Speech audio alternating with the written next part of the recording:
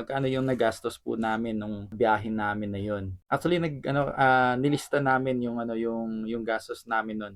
Before ko ilatag yung dala po namin nun is kotse, sedan. May difference po pag kotse yung dala nyo or SUV, malalaki or 7-seaters na mga sasakyan, lalo na po yung truck. Nakapagbiyahe naman din po ako na SUV yung dalas. Makikita din natin yung difference ng gastos. Again, last time, kotse, sedan yung dala namin.